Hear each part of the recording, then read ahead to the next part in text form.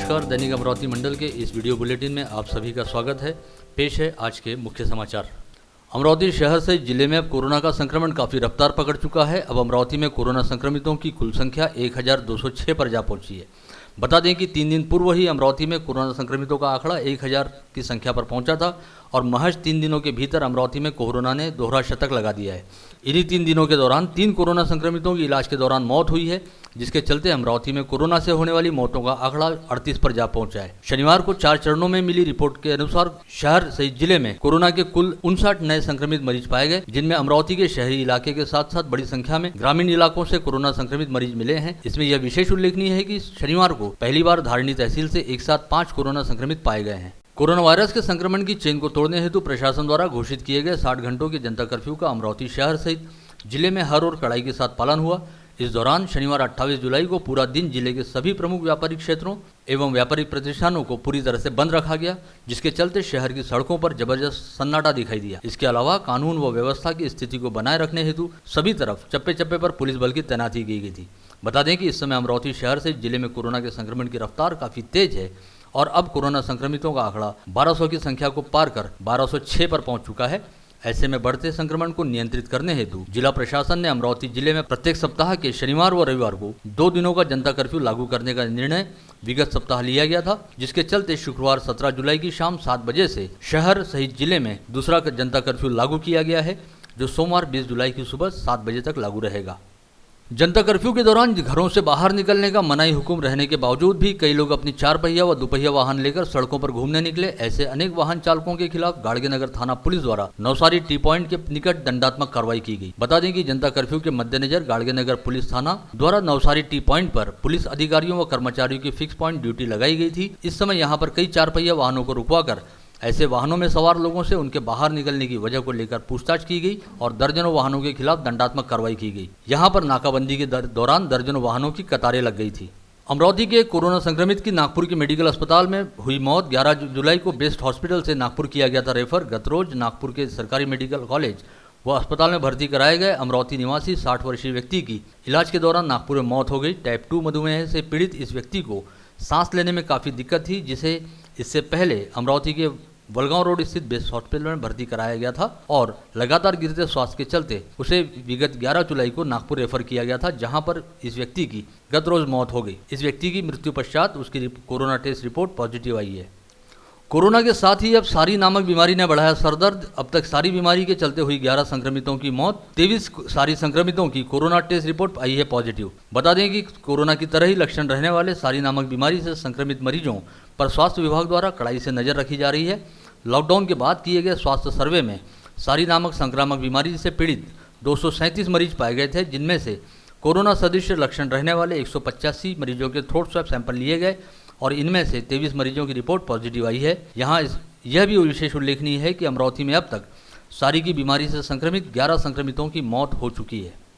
शहर के होटल व्यवसायी संजू शर्मा पर जानलेवा हमला करवाने को लेकर नामजद किए गए अन्नू रंगारी नामक आरोपी ने अंततः स्थानीय सिटी कोतवाली पुलिस थाना पहुंचकर खुद ही सरेंडर कर दिया है। आत्मसमर्पण करने हेतु अन्नू रंगारी शनिवार की सुबह 8 बजे सिटी कोतवाली पुलिस स्टेशन पहुंचा, जहां पर सुबह 9 बजे सिटी कोतवाली पुलिस ने उसे आधिकारिक तौर पर अपनी हिरासत में लिया। विगत 13 जून को रात करीब 10:30 बजे सरोज चौक में होटल व्यवसायी संजू शर्मा पर गुजरात कांति भुवन होटल के सामने सैयद महमूद उर्फ पिंटू नामक युवक ने धारदार हथियारों से लैस होकर प्राणघातक हमला किया था, जिसे तुरंत ही मौके से पकड़ लिया गया था।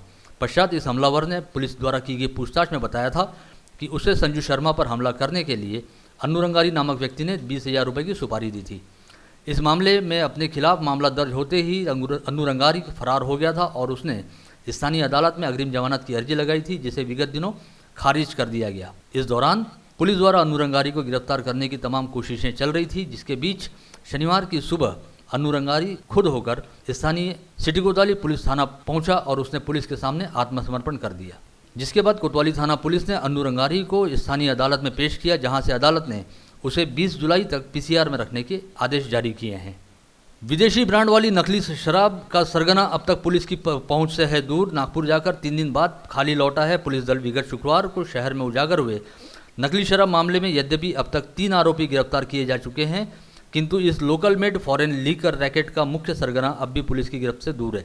बता दें कि इस मामले में सबसे पहले गिरफ्तार किए गए विक्की नावानी नामक आरोपी ने पुलिस द्वारा की गई पूछताछ में बताया था कि इस व्यवसाय में उसके साथ चंदू नागवानी, प्रकाश रावलानी और नीलेश आड़तिया मुख्य साझेदार हैं, जिसमें से चंदू नागवानी को नकली शराब के इस व्यवसाय का मास्टरमाइंड माना जा रहा है। चंदू नागवानी की तलाश में 3 दिन पहले स्थानीय पुलिस का एक दल नागपुर गया था, जहां पर अलग अलग स्थानों पर दबिश देने के बावजूद चंदू नागवानी का कहीं कोई पता नहीं चल पाया है और 3 दिन बाद पुलिस का दल वहां से खाली हाथ अमरावती वापस लौट आया है। वहीं अन्य 2 आरोपियों की भी सरगर्मी से तलाश की जा रही है।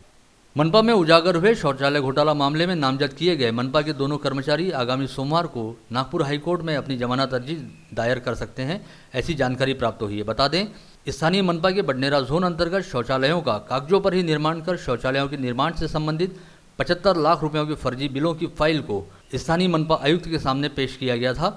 मनपा आयुक्त प्रशांत रोड़े की सतर्कता के चलते सरकारी तिजोरी से अपहार करने का प्रयास करने वाला यह मामला उजागर हुआ था, जिसके बाद मनपा के data entry operator Sandeep Raikwar व कनिष्ठ लिपिक अनूप सारवान के खिलाफ सिटी कोतवाली पुलिस थाने में शिकायत दर्ज की गई थी। इन दोनों कर्मचारियों द्वारा स्थानीय अदालत में अग्रिम जमानत हेतु याचिका दाखिल की गई थी और पिछली तारीख को अदालत ने इन दोनों की अग्रिम जमानत को खारिज कर दिया, जिसके चलते अब स्थानीय पुलिस द्वारा इन दोनों की सरगर्मी से तलाश की जा रही है। वहीं पता चला है कि गत रोज अदालत से जमानत खारिज होने संबंधी आदेश पत्र की प्रतिलिपि प्राप्त होने के बाद इन दोनों कर्मचारियों ने अन्य दस्तावेज जुटाने शुरू कर दिए हैं। साथ ही इन दोनों द्वारा सोमवार को नागपुर हाईकोर्ट में जमानत याचिका दायर करने की तैयारी की जा रही है।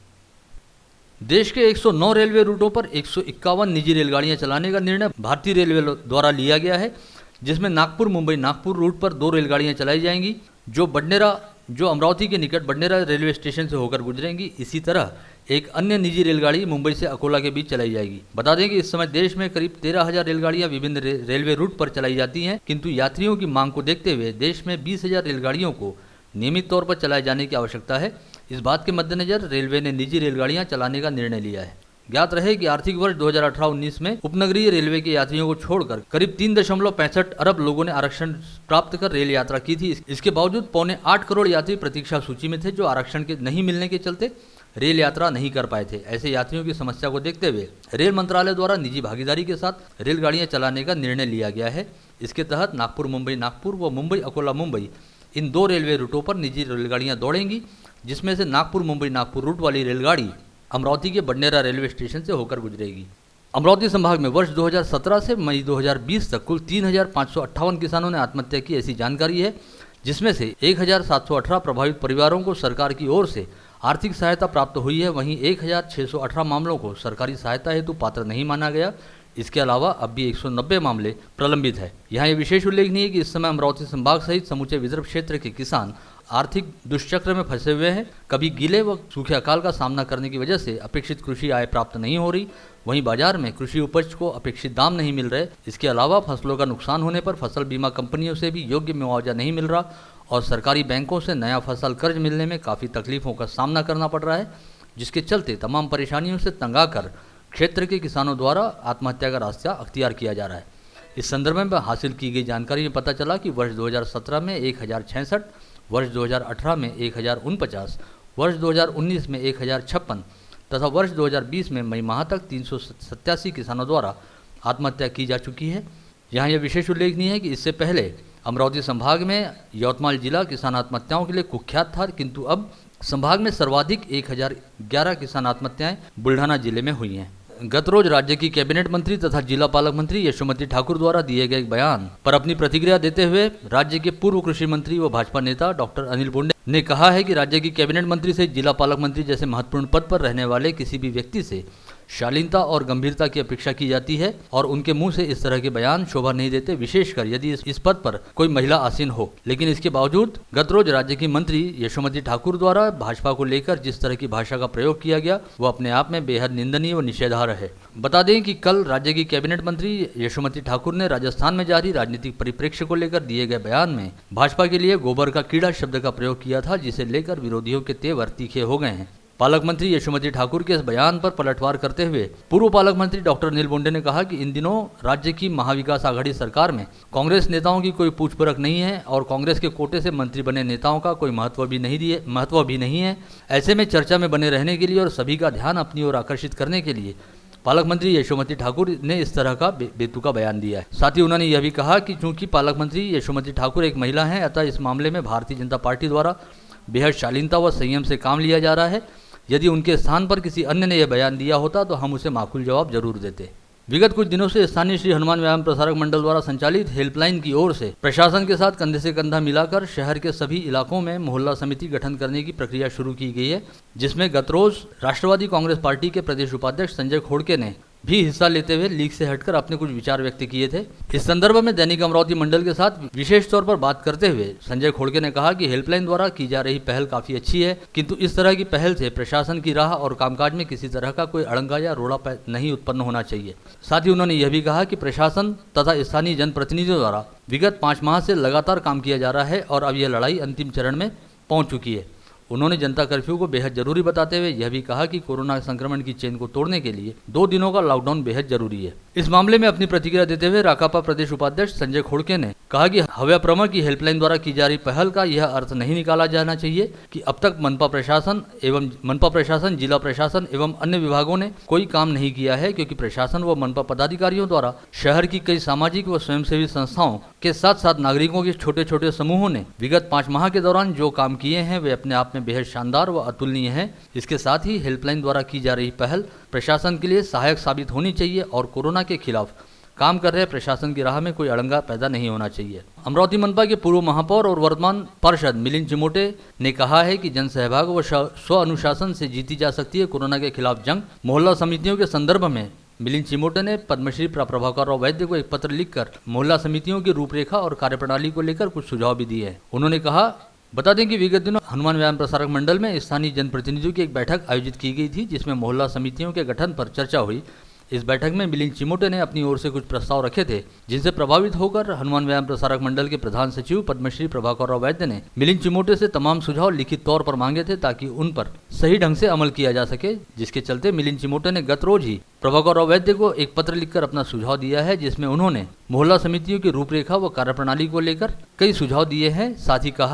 साथ ही जनता से आह्वान किया है कि अब इस बीमारी के खिलाफ जंग जीतने के लिए जन सहभाग व स्व अनुशासन का होना बेहद जरूरी है। साथ ही हर किसी ने प्रशासन के साथ कदम से कदम मिलाकर काम करना चाहिए, ताकि शहर को जल्द से जल्द कोरोना मुक्त किया जा सके।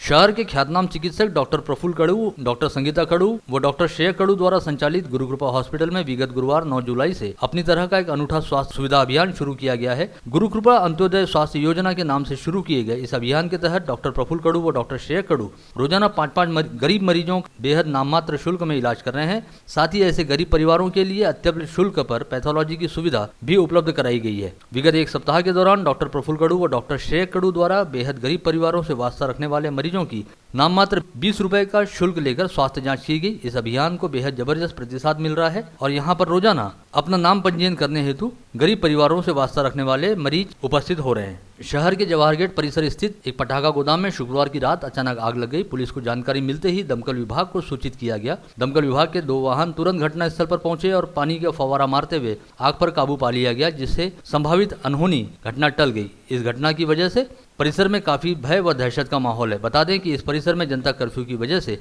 पुलिस की नाकाबंदी लगी हुई थी, जिसके चलते आग लगते ही यह मामला तुरंत ध्यान में आ गया और संभावित हादसे को टाला जा सका।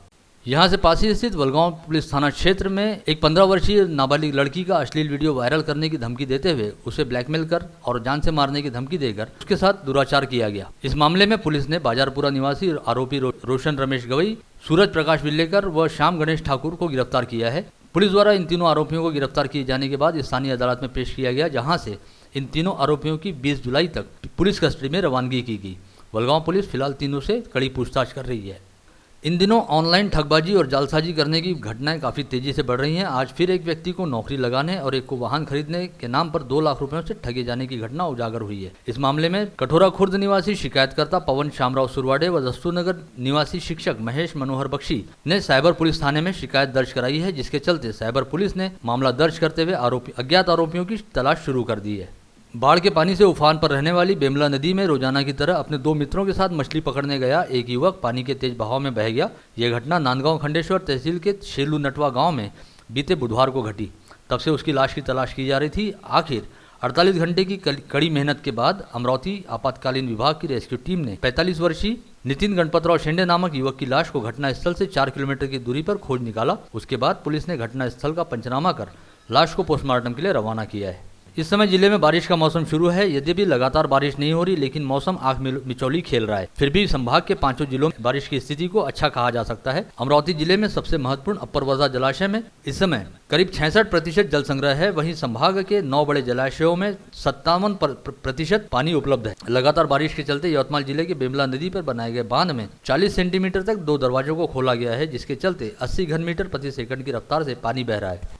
इसी तरह अकोला जिले के मध्यम जलाशय बैरेज के भी 2 गेट खोले गए हैं। वहीं शुक्रवार को यवतमाल जिले के अडान नदी पर बने जलाशय के 2 गेट खोले गए थे, जिन्हें पानी का स्तर कम हो जाने के चलते आज सुबह 7 बजे बंद कर दिया गया।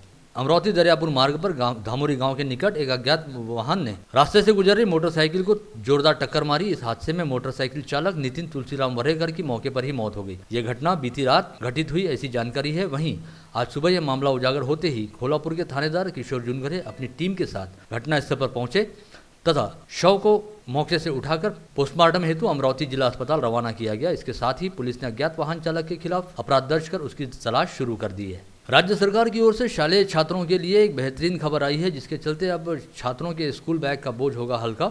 अब एक कक्षा के लिए एक ही किताब का प्रयोग किया जाएगा। इसके तहत अमरावती जिले की दरियापुर तहसील में एक पायलट प्रोजेक्ट शुरू किया गया है। बता दें कि राज्य सरकार द्वारा राज्य में एकात्मिक व द्विभाषिक किताबों का वितरण किया जा रहा है, जिसके तहत प्रायोगिक तौर पर राज्य के सभी जिलों की एक तहसील को पायलट प्रोजेक्ट के लिए चुना गया है। इन तहसीलों में कक्षा 1 से कक्षा 8 तक पढ़ने वाले सभी विद्यार्थियों को एकात्मिक व द्विभाषिक किताबों का वितरण किया जाएगा और उन्हें इसी एक किताब को लेकर अपनी कक्षाओं में जाना होगा। जाहिर सी बात है कि अब तक भारी भरकम स्कूल बैग का बोझ ढोने वाले छात्रों को अब स्कूल बैग के बोझ से छुटकारा मिल जाएगा। सोशल डिस्टेंसिंग के नियमों का एक ऐसा भी उल्लंघन। बता दें कि इस समय शहर में किसी भी व्यक्ति की मृत्यु होने पर उसकी अंतिम यात्रा में प्रशासन द्वारा केवल 10 लोगों को उपस्थित रहने की अनुमति दी गई है। किंतु आज दोपहर स्थानीय राजकमल चौराहे पर एक ऐसा नजारा दिखाई दिया जब मोक्षधाम की ओर जाने वाले स्वर्गत वाहन में एक साथ 14 लोग एक साथ बैठे हुए थे। इसके अलावा इस वाहन के पीछे करीबन 35 से 40 लोगों का जमघट चला जा रहा था। शहर के मुख्य चौराहे से जा रही इस अंतिम यात्रा की ओर पुलिस महकमे के किसी भी व्यक्ति का कोई ध्यान नहीं था, जिसके चलते माना जा रहा है कि शहर में जनता कर्फ्यू लागू रहने के बावजूद सोशल डिस्टेंसिंग के नियमों का कड़ाई के साथ पालन नहीं किया जा रहा। इस चैनल के जरिए अमरावती शहर व जिले सहित संभाग तथा देश व दुनिया की तमाम ताजा खबरें पाने के लिए इस चैनल को लाइक जरूर करें, सब्सक्राइब करें, साथ ही बेल आइकन जरूर दबाएं ताकि इस चैनल के जरिए आपको ताजा तरीन खबरों का नोटिफिकेशन मिलता रहे।